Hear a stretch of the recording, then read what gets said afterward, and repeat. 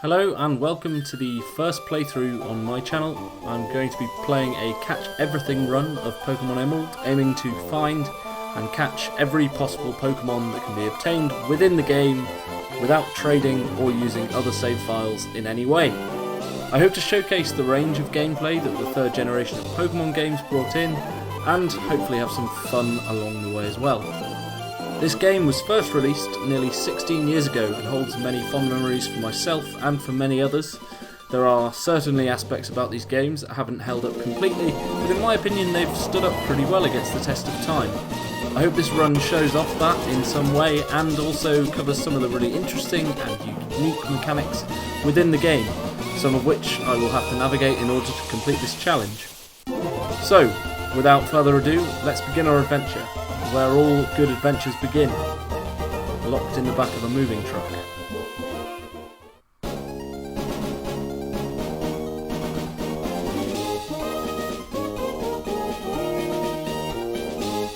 Hi, sorry to keep you waiting. Welcome to the world of Pokémon. My name is Birch, but everyone calls me the Pokémon Professor.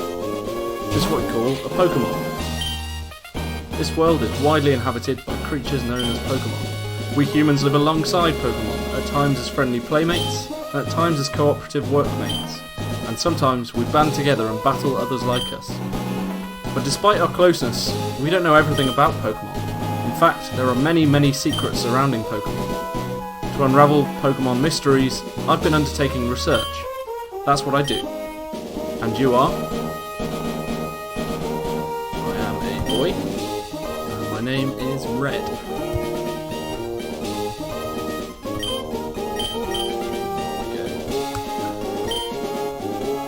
So it's Red? Yes. Ah, okay. You're Red, moving to my hometown of Littleroot. I get it now. Alright, are you ready? Your very own adventure is about to unfold. Take courage and leap into the world of Pokémon, where dreams, adventure and friendships await.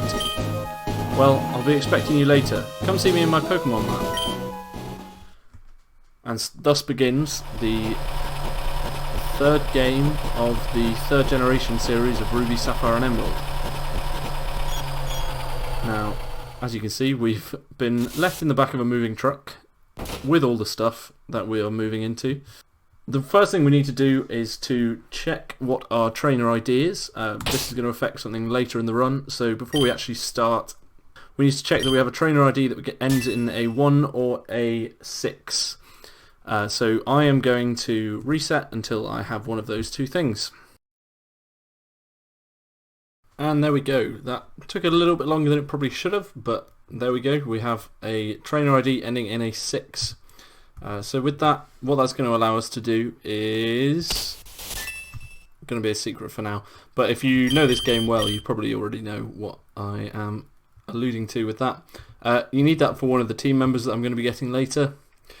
So the aim of this run is to catch every Pokemon, and I'm going to try and set a rule that I catch that Pokemon as soon as possible. So if I get onto a new route and there are Pokemon there that I haven't had before, I will do my best to catch that as quickly as possible. Some of these are going to be quite annoying because they're on 1% encounters, so I think, yeah, but we'll get to that when we get to it. And it's important to get that trainer ID, because otherwise I won't be able to access one of the Pokemon I want to have for the Elite Four. So in this game, in Ruby and Sapphire, these are Machokes, and then in this game these are Vigoroths. Vigoroth is a normal type Pokemon, and your dad in this game is a normal type gym leader, without spoiling too much. I'm sure the 15-year-old, is it 15 years old? About 15 or 16 years old, most people probably know the plot of the game. But I am going to try and keep spoilers about my team to a minimum, particularly just because that's kind of the biggest variation. So yeah, we've just moved in, or we're moving in, and now we need to go and set our clock. There are various time-based events in this game, such as berries. Berries operate on using the clock, so if you have a physical cartridge and your game batteries run dry, you cannot actually access various different events. So I was playing through on my Ruby cartridge recently, kind of preparing for this run, and I could not grow any berries, which was not very good. Yeah, so we have the Nintendo GameCube here, we've got the TV, and then we've also got this town map. Looking at this is kind of quite nostalgic for me, because this is the last, it's not the last main series Pokemon game I played. I've also played Gen 5. Since then, I've kind of kept up with the series a little bit and played some competitive stuff, but mostly this is where I played the majority of my Pokemon, and this is my favourite game because of that. Now let's set the clock, so this will give you an insight into my life on a Friday evening. It is 8:15 PM and I'm recording the first episode of a Pokemon Let's Play. There we go, 8:15, it's actually 8:14, so if we confirm that as the correct time. And then our mum's going to come up. Red, how do you like your new room? Good, everything's put away neatly. They finished moving everything in downstairs too. Pokemon movers are so convenient. Oh, you should make sure that everything's all there on your desk. Yeah, so that's kind of a hint to check your PC for a potion. There is one in this game. I don't believe there's one there in Gen 2, and there is one in Gen 1. So, you know, it's a free potion. Not going to turn that down, although I don't think we'll end up using it. The aim of this Let's Play is to be quite thorough. I want to try and cover lots of things that other people might not be covering so much with this game. I mean, there's a million Let's Plays of this game, I'm sure, and that's fine, but I still think there's some things that I can add, particularly in kind of how I'm choosing my team, and doing the catch everything run. It is not possible to complete the Pokédex only using this save file, but I'll do my best to get as far as possible with that goal. So now let's explore some of Littleroot. This guy is the Power of Science is Staggering guy. There's one of these in the first town of every Pokemon game, I believe. Prof Birch spends days in his lab studying, then he'll suddenly go out into the wild to do more research. Yeah, so these are kind of flavour text. This is Professor Birch's lab. If we go in there, he is not currently in.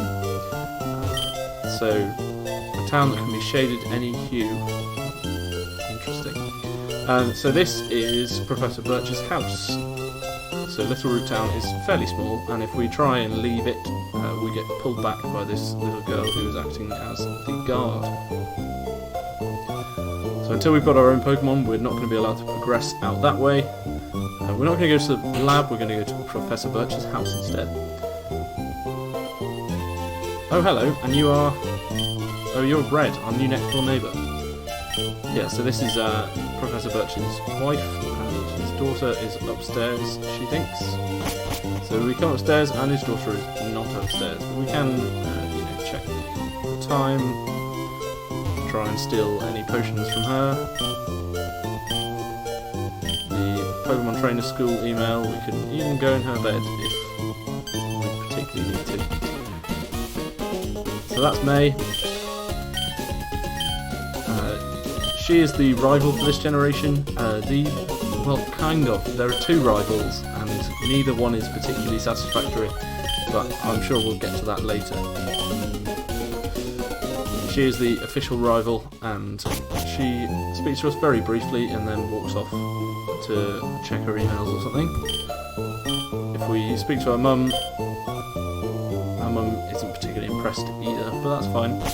So now what we can do is we can begin to start wandering up this way. You can see that girl from earlier has moved. So what I'm going to do here is begin resetting again, because I would like to get a specific type of Pokemon.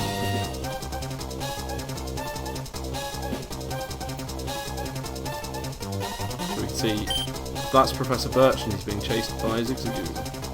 And we can try and walk off, but he isn't very impressed with that. And similarly, if we try and do anything, yeah, not having any of that.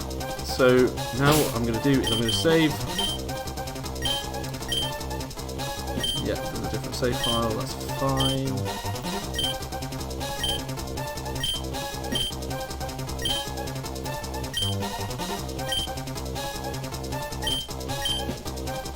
yeah, so I'm going to save here and make sure that we can reset to get good nature for our starter. So now I'm going to select this bag, and we get presented with 3 different options. So we have, as in every Pokemon game, you have a grass type, a water type, and a fire type. The grass type here is Trico.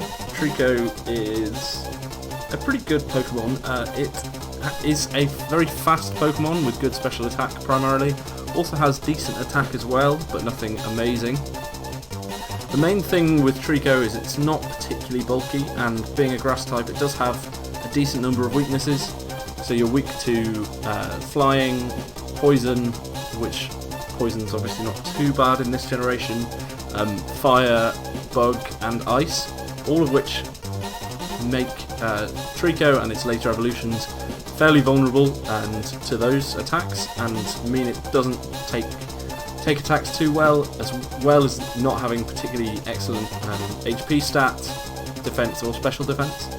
The big advantage of using Trico over the other two, or particularly over the water type, is that Trico, there really aren't too many great grass types in this game. It does have to compete with a few, but not really any compared to how many the water type does. Mudkip is a water type who evolves into a water ground type. Water ground is a really good typing because it only has one weakness, and that is grass, and there really isn't too many grass types in this generation, and not too many strong grass type moves either. So because of that, it is a really good choice. It's bulky, it can take hits well, it's strong, it has good attack and special attack, and that water ground typing gives it 2 stab bonuses, 2 different same type attack bonuses, which give you 1.5 times power on moves of the same type, so boosted surf, boosted earthquake once you get to that stage. However, there are absolutely loads of very good water types available in this generation, and I am going to be using a different one. So because of that, I am going to be going with Torchic. Torchic is a fire type that evolves into a firefighting type. Not the only fire type starter that evolves into a firefighting type, with later Infernape and Emboar both doing so. But Blaziken is a very strong mixed attacker, so it's got good attack and special attack. It's got decent speed, 70 base speed if you know what that means, which isn't great competitively. There's lots of Pokemon that are faster, but for an in-game setting that is absolutely fine. So this is actually going to be my starter of choice. Again, as with Trico, there really aren't many other good fire types to choose from, so this is a really strong choice in general, and it was also the Pokemon I played through the game with during my first ever playthrough, so it's always got a kind of special place in my heart. As I mentioned earlier, I am going to be resetting to make sure I have a good nature. However, I do have a female Torchic, which is a 1 in 8 chance, so I may just play through with this, minus special attack plus special defense. I think I'm actually not going to bother resetting because I think that having the female will allow me to breed for a better Torchic later if I choose to. So for now, I'm just going to carry on, I think.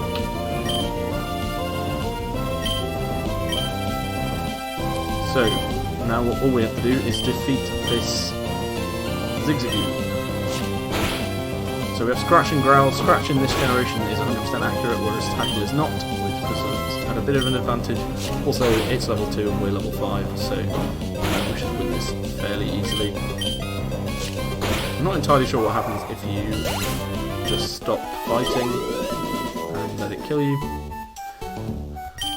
There we go. I was in the tall grass studying wild Pokemon. You saved me. Thanks a lot. Oh, hi, you're Red.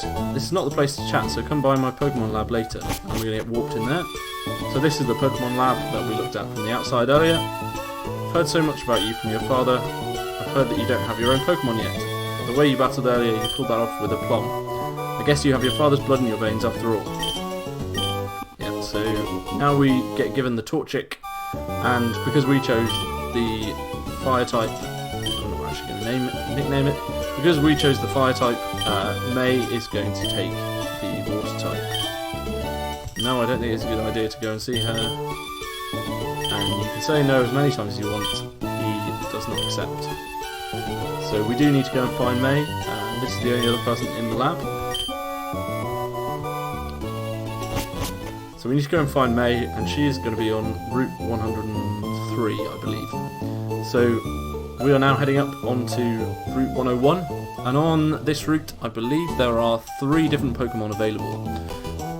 However, we do not have any Pokeballs yet, so we will not be catching anything just now. However, I would like to quickly mention which 3 Pokemon are available on this route.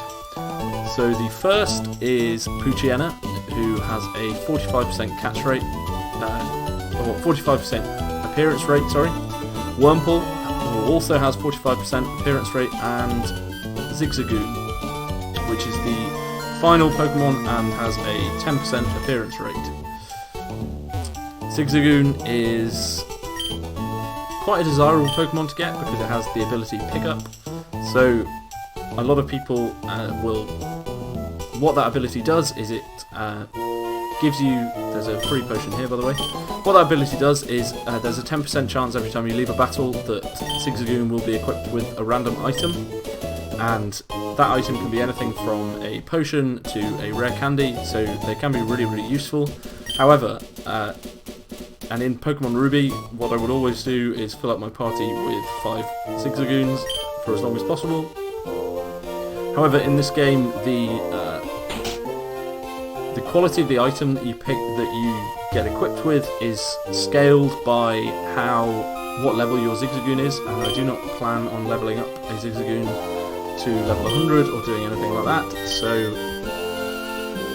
for now, I will not be catching lots of Zigzagoons, but I will be catching at least one, and I'm not sure if I want to have a rule that I have to finish the game with one of every Pokemon. So because Zigzagoon evolves, do I need to catch 2 Zigzagoons and have one as a Zigzagoon and one as a Linoon, which is what it evolves into?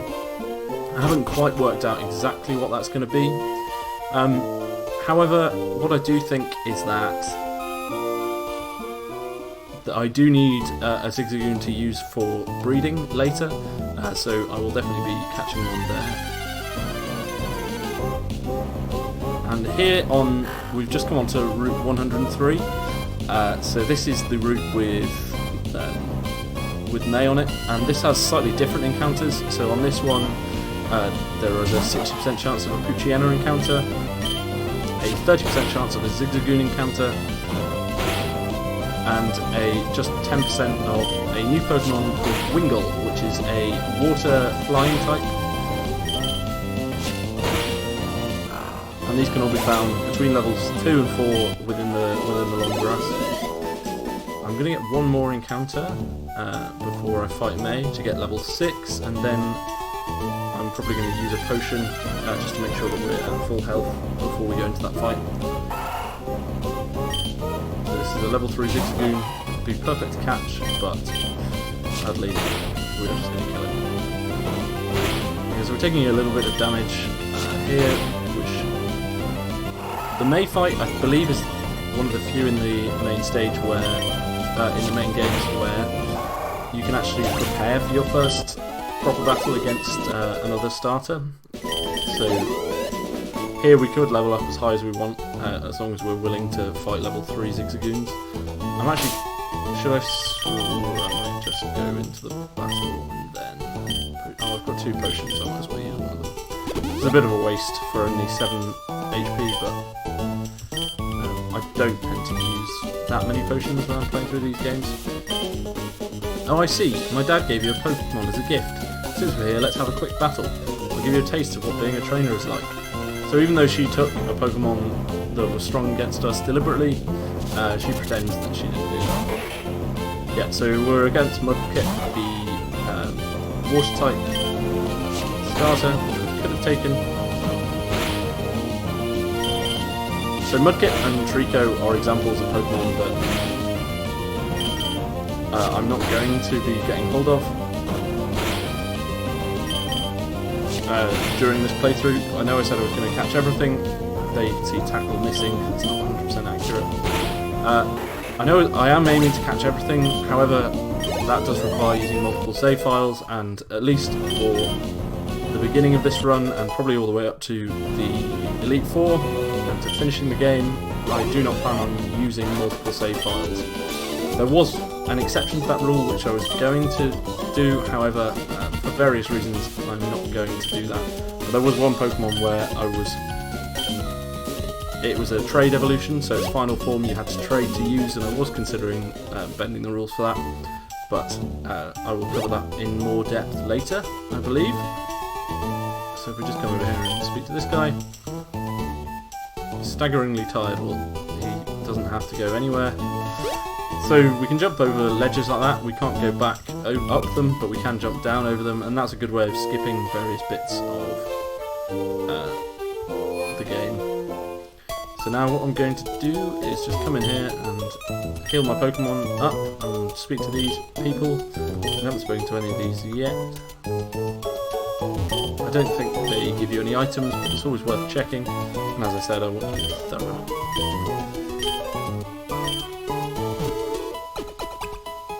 So we're just healing up our Torchic. Took a little bit of damage in that first fight, so not that it'll matter too much, but it's good to get back to full HP.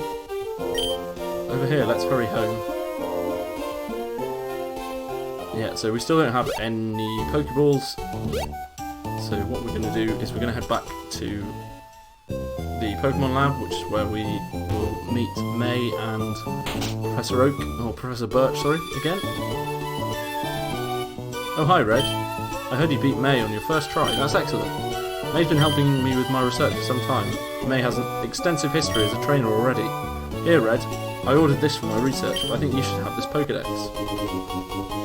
So we get the Pokédex. The Pokédex is a tool that automatically makes a record of any Pokemon you meet or catch. So with the Pokédex, we can try and fill it out and catch as many Pokemon as possible. And this is how we begin to do so. So May has given us some Pokeballs, which we're going to use to get started with catching every Pokemon we can find. So now we're going to head back onto Route 101, or head back up in that direction, and our mum comes and catches us before we go. And she gives us the running shoes. This is the first game, the first generation, Gen 3, where running is a thing. So previously in Gen 1 and 2, in Crystal and Red, you could only walk. So this was the absolute maximum speed you would move at, and probably actually slower than this. I think the Game Boy Advance games just generally move faster. However, you can, in this game, you can run. So you can actually move somewhat faster, which makes quite a nice change. I am going to catch the 3 Pokemon on this route, and once I have done so, I will...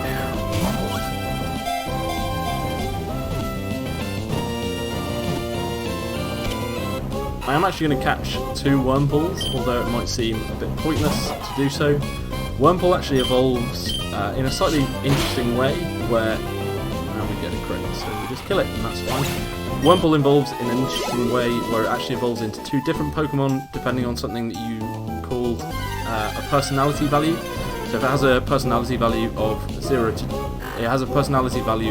9, and if it is 4, 3, 2, 1 or 0, it evolves into, I think, Silcoon, and if it's 5, 6, 7, 8, 9, it evolves into Cascoon. And we don't have too many balls to waste. Zigzagoon is only a 10% chance, so what I'm actually going to do is, rather than try and find the 10% encounter, I'm going to run up onto Route 103, where I will be looking for Zigzagoon, which is a 30% encounter, and Wingull, which is a 10% encounter.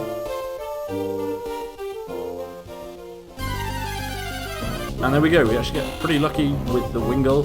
That's only, as I said, 10% to appear, so we really should have expected that to be more encounters, but that was actually only my second encounter so far in this patch of grass. so hopefully this gets in the ball, and then we only have to hunt for a 30% Zigzagoon before we can begin to move on with the game. Oh, that's fine. I think we can buy more Pokeballs at the mart, so if this gets in here, that would be excellent, otherwise this is going to be very frustrating. Oh.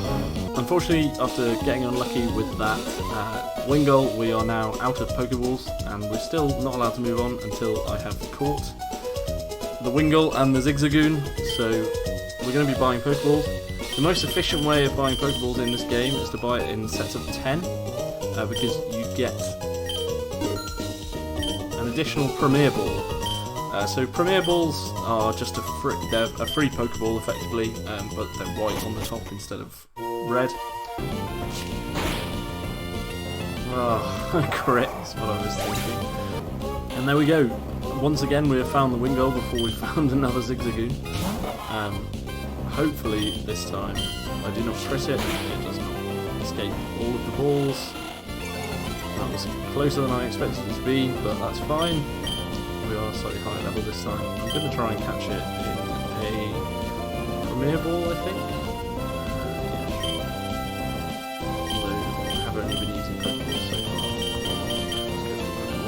They're exactly the same catch rate, it's just for aesthetic value of having all my Pokemon and Pokeballs. Very limited aesthetic value, admittedly. So there we go, there is the Wingull caught.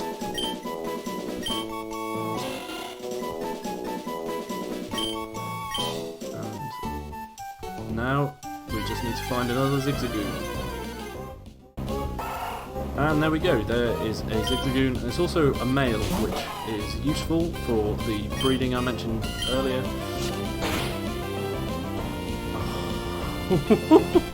That was very, very close, and I'm very glad that did not kill. I've been quite unlucky with this catching spree so far. If that had died, I would have been very sad.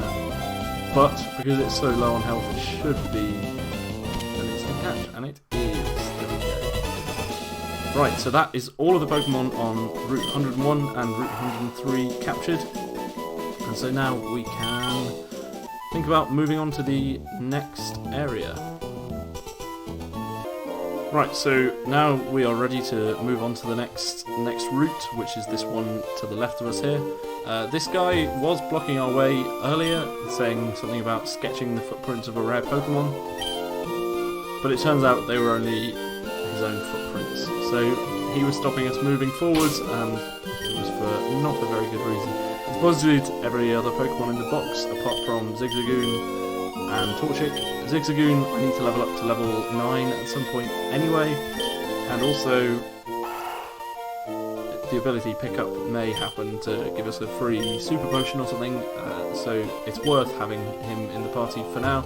And I could just have all of them, but I've chosen not to. So this is Route 102.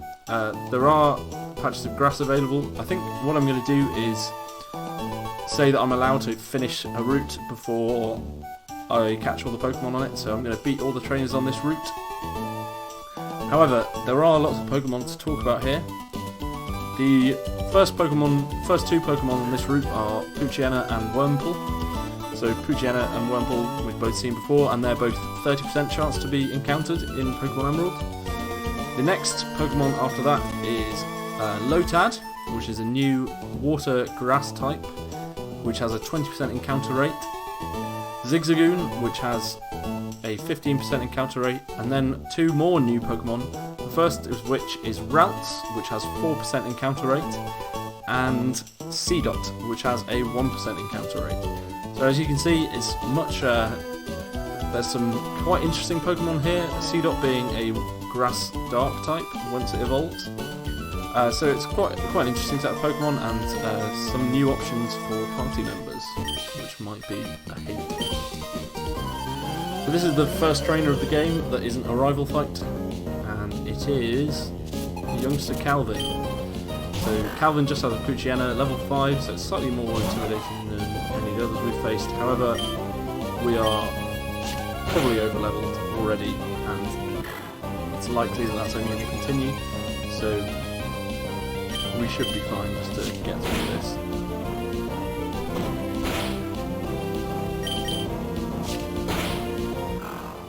And that should give us some more money for Pokeballs. So we beat up a youngster and then steal 80 Pokedollars from him. And that is the way that Pokemon teaches you to live. Beat up those weaker than you and then steal their money. This is the second trainer, Bugcatcher Rick. He has a Wormble to kick us off, which we should be able to deal with very easily. Soon we should be getting a fire move of some sort, I think Ember, but I'm not sure if it's level 9 or level 12 that we can get access to that. So we're just going to wait and see, I guess. And that's level 9, so we shall find out now. And it's definitely not level 9. Yeah, so we're just going to keep levelling up and keep grinding forwards. These Wurmples are very weak. Wurmples are not great Pokemon. None of these early, or none of the first 3 Pokemon that we encountered are particularly good. In later generations, Wingull, which evolves into Pelipper, is actually quite good. Not because its stats are anything particularly amazing, however it gets given the ability Drizzle, I think in Gen 7, and that makes it a much stronger Pokemon, makes it far more potent in attack, and also makes it a great support Pokemon, so it sets up the rain for Swift Swim users like Kingdra, and makes them much more attacking and difficult to deal with than they would be otherwise. So let's see if this person has anything to say. Just that they're very small. We're both beginners. Are you still a beginner if you've played this game countless times before? Possibly not. However, we do also have a level 4 Zigzagoon, so maybe there's more in common than I'm caring to admit. This is the first playthrough I've ever recorded, and it's quite interesting doing it. I'm enjoying it so far. It is very difficult to keep coming up with things to say. I'm hopefully going to edit this fairly extensively so that there aren't too many long silences or pauses. And here we're seeing a new Pokemon. So this is Tailo. We cannot actually catch Tailo first yet, but Tailo is a normal flying type, a pretty strong one in some ways. It has the ability Guts, and once it evolves into Swallow, that means that once it has a status, it's fairly high attack stat and good dual stab of normal and flying. It can be quite intimidating to face. It's also a very fast Pokemon, as it looks. However, it has a pretty limited move pool, and in-game having a status effect is pretty much impossible. Status effect, I guess. Because whereas in competitive play you might have a Flame Orb to give yourself a burn, in-game you just don't want the extra damage being taken. So Swallow's kind of an interesting Pokemon. It also gets access to Boom Burst, which is I'm just kind of checking if there are any hidden items here. I don't think there are, but you never know. So now if we come over this way, we're heading towards Petalburg City, as it says there.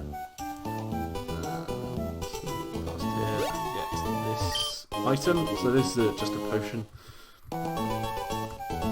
Generally, if you're kind of well prepared and leveled, and because we're going to be doing a lot of wild encounters in this series, I am quite well prepared and quite well leveled. You don't really need to worry too much about potions and money. Both of them, the game gives you plenty of both. And we did learn Ember at level 10, not level 12. So I'm going to switch that to there and switch that to there. I think. Yeah. I like having the stab move in the first slot. That's the most powerful move as well. And that should, that OHKOs, one-hit KOs. Yeah, so this is my, as I said, as I was kind of starting talking about, this is my first playthrough. And again, it's a new Pokemon, Shroomish, a grass type, one that we can't catch yet, but we will be catching before too long. It's my first playthrough, and not my first playthrough, my first recorded playthrough, and thus it's kind of difficult talking and playing, but also just having enough things to talk about. So hopefully in the next few episodes that will improve and I'll become a bit more confident and easier to talk about things. But for now, I believe this is now Petalburg City. So we're going to take this as an opportunity to end the first episode. Thank you very much for watching. I hope you join me for the next one, and that it is not too long before the next one comes out. Thank you very much. Bye bye.